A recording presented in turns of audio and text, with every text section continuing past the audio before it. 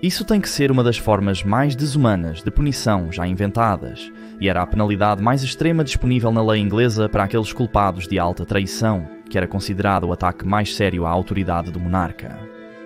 Os punidos assim eram vistos como sub-humanos, e a desonra, dor e crueldade que sofriam visavam criar uma divisão entre eles e o público.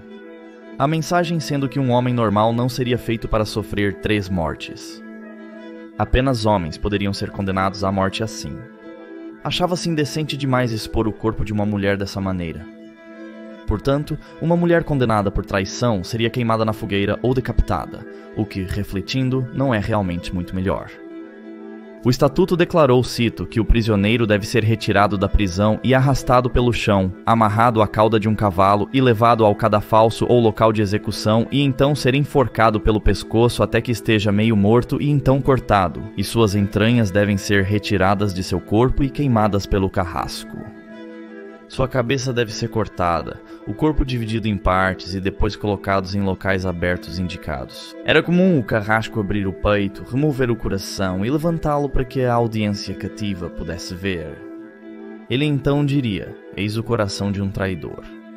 A expressão enforcado, arrastado e esquartejado é um tanto confusa. Pode ser que a parte do arrasto da punição tenha vindo primeiro, não o enforcamento.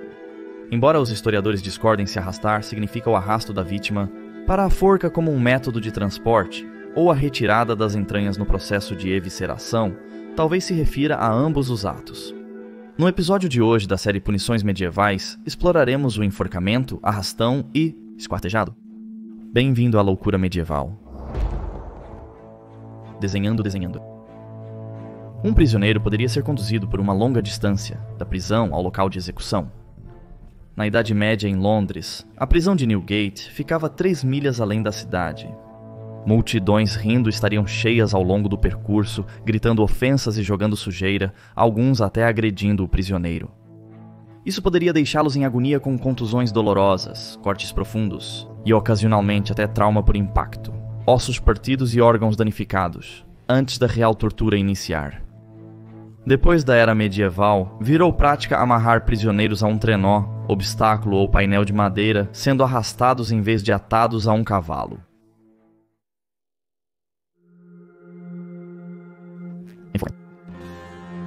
O próximo passo era o enforcamento. Uma corda era amarrada no pescoço do condenado, que era então içado e suspenso de uma escada ou forca. Às vezes uma polia era usada. Seria deixado para se enforcar. Imagine o pavor com a corda se apertando no pescoço, olhos arregalados, corpo se retorcendo e pernas buscando apoio. Imagine o acúmulo de pressão em sua cabeça como se estivesse sendo constantemente inflada com mais e mais ar, a pressão aumentando tanto que parece que vai explodir e o som do seu coração batendo forte em seus ouvidos. E assim, à beira do desmaio, ele perde o controle da bexiga e do intestino, se sujando enquanto a urina escorre pelas pernas. Então, oscilando na beira da morte, ele seria despejado sem cerimônia no chão, desorientado e em agonia, seus olhos e garganta ardendo. A única esperança era por uma morte precoce, como muitas vítimas fizeram. Morrer acidentalmente pela corda antes de chegar aos estágios finais do castigo. Desenhando novamente. Logo, o abdômen do traidor era aberto da virilha ao externo e suas entranhas eram extraídas. Seriam queimadas na sua frente em braseira aberta ao fogo. A lei foi modificada posteriormente para incluir um adicional de depravação com o seguinte: seus membros e entranhas serão retirados e queimadas diante de você. Assim, parece que a vítima poderia sentir o cheiro de suas entranhas sendo cozidas, incluindo suas partes íntimas. Perder a consciência seria uma bênção, mas muitos ainda estavam cientes e viram seus próprios entranhas queimarem. O momento real da morte não pode ser conhecido, mas só para ter certeza, o carrasco removeu o coração e também o queimou antes de decapitar o corpo.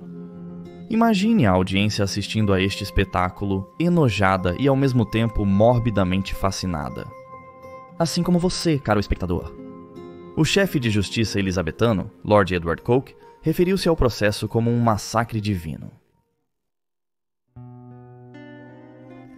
Esquartejamento.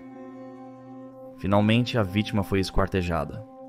Essa ação final foi feita como um ato supremo de humilhação e como uma demonstração do poder absoluto do monarca.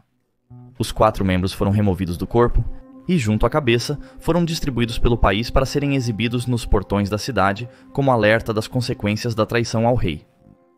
As partes separadas devem ter sido mantidas em uma mistura de especiarias para preservar a carne por mais tempo. O local usual para a cabeça ser exibida em estacas era na Torre de Londres, no Salão de Westminster e na Ponte de Londres. William de Maresco. Por volta de 1150, os Newmarks alugaram a ilha de Lundy no canal de Bristol para a família de Marisco. Mas, em 1155, o rei Henrique II ascendeu ao trono inglês e decidiu dar ilha para os Templários. Porém, os de Mariscos não renunciaram à sua ilha, utilizando-a como base para ataques piratas a navios que navegavam na costa norte de Devon. Prometeram apoio aos escoceses e franceses contra o rei. O cronista e monge do século XIII Matthew Paris escreveu que em 1238 um homem de armas tentou assassinar o rei Henrique. Ele foi capturado e consequentemente executado. Foi descoberto que William de Morisco o enviou. O rei ordenou uma invasão a Lundy e William, juntamente com 16 cúmplices, foram conduzidos a Londres. Morisco foi julgado culpado de traição em 1242. Sob ordens do rei Henrique, em um provável precursor do enforcamento, esquartejamento e decapitação, Morisco foi arrastado em pedaços, decapitado e seu corpo dividido. 3 partes. Cada parte foi levada por uma das principais cidades inglesas e depois pendurada em um patíbulo para ladrões. O Último Príncipe. A punição foi executada integralmente pela primeira vez 40 anos depois, no reinado de Eduardo I. Dafydd ap Gruffudd foi o último príncipe de Gales antes da independência ser perdida para os ingleses.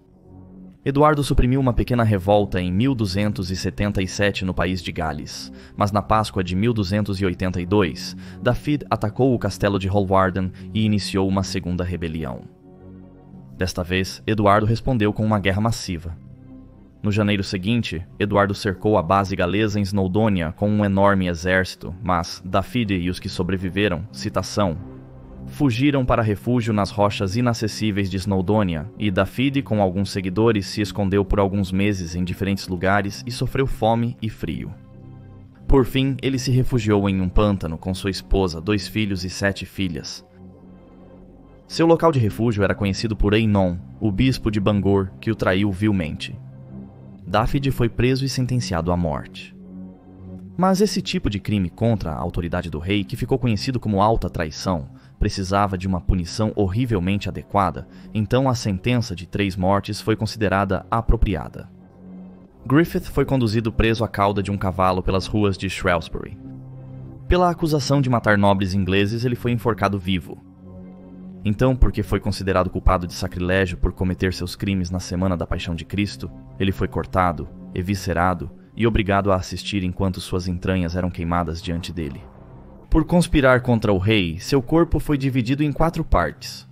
O braço esquerdo foi para Bristol, o direito para York, a perna esquerda para Hereford e a direita para Northampton.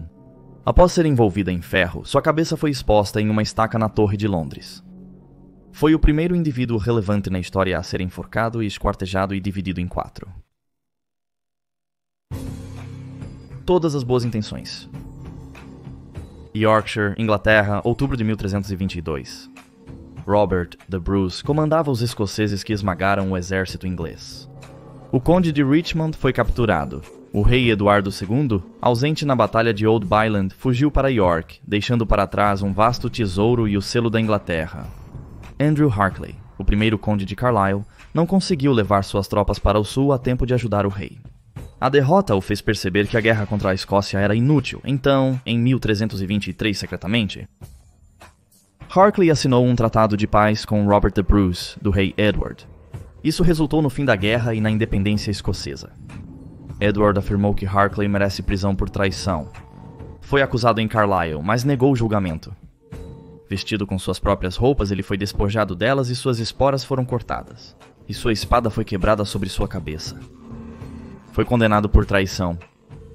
Digno até o fim, ele insistiu que só havia agido pelo bem de seu país. Ele foi enforcado, esquartejado e dividido em 4. Seu corpo foi exibido em Newcastle, Carlisle e Dover. A cabeça foi apresentada ao rei em Knaresborough, cidade onde cresci, antes de ser mostrada na ponte de Londres. A irmã de Harclay pediu ao rei que devolvesse as partes do corpo de seu irmão para um enterro cristão digno. Seu pedido foi concedido em 1328. A cabeça de Harclay estava exposta há 5 anos até aquele momento. Seu sobrinho solicitou a Edward III a anulação da acusação de traição, mas foi ignorado. Ironicamente, a inabilidade de Edward II para vencer os escoceses e sua recusa em renunciar ao trono escocês resultaram em uma trégua com a Escócia, apenas 3 meses após a execução de Harclay. A crônica de Lanercost afirma que, cito, Harclay mereceu a morte de acordo com as leis dos reinos, mas suas boas intenções ainda podem tê-lo salvado aos olhos de Deus. Maldito, malvado e vil. A morte por enforcamento, esquartejamento e desmembramento visava infligir dor prolongada. Tornou-se uma forma de arte tentar manter a vítima viva pelo maior tempo imaginável. Era um método de execução exclusivo para os mais desprezíveis. A traição da vítima apenas servia para justificar que o Estado estava certo em realizar tal vingança cruel. Também serve de alerta a quem pense em quebrar a confiança entre um rei e seus súditos. A pena de enforcamento, desenho e esquartejamento foi removida da lei inglesa em 1870. Significa que pode se rebelar à vontade? Obrigado por ver este episódio de Loucura Medieval. Espero que tenha gostado e esteja grato por não estar sendo cortado em 4. Grato a todos os novos inscritos que temos recebido, é bom ver tantas pessoas no canal. Se você gosta dos vídeos, por favor, inscreva-se e deixe um comentário para nos dizer o que gostaria de ver no futuro. Boa semana, valeu!